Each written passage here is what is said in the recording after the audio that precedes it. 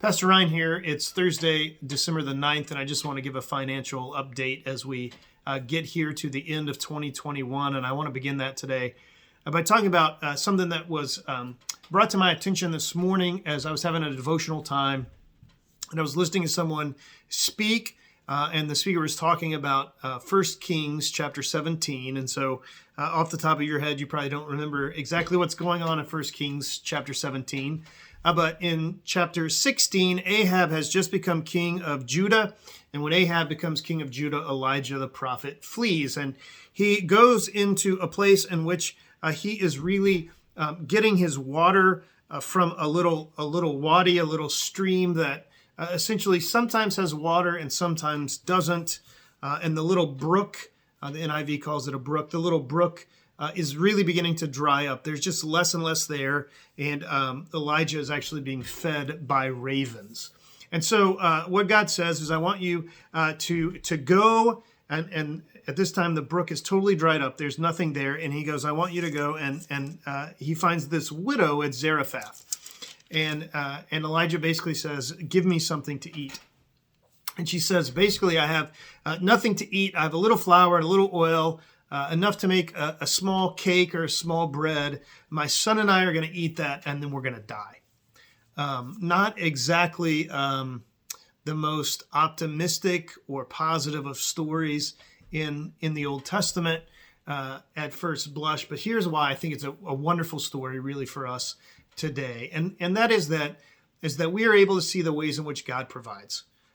It could have been very easy for Elijah to see or to think that God was not providing in the difficulty of the circumstance of Ahab becoming king and having to flee. He could have certainly thought, well, this is the end of it, when the brook, the little wadi, had dried up and there was nothing there for him even to drink, and the ravens ostensibly were not bringing him food anymore. And so he goes to a widow who is the least of the least, the person who could provide, that you would go for the least to provide for provision. They needed care and protection. They didn't provide for others.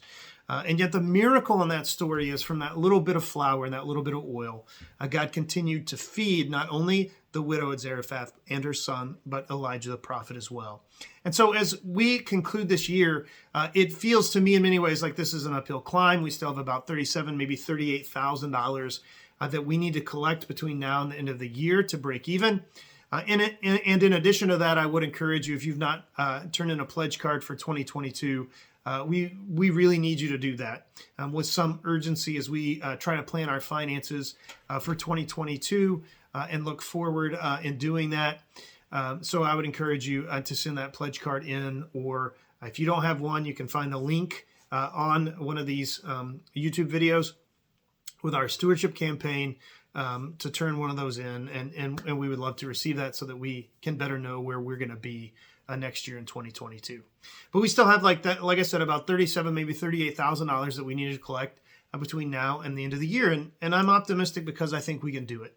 I think we can do it not from ourselves necessarily, but because we have to be a people who more and more understand what it means to rely on God. So I thank you for your time in listening to this. I thank you for your faithfulness in ministry and giving and learning and being a part of UPC, whether you're here in Grayslake or because of the pandemic, you're one of the people that now follow us and are able to participate in our adult education and our other ministries and worship that we have online. We're very glad to have you a part and to count you a part of the ministry at UPC as well. God bless.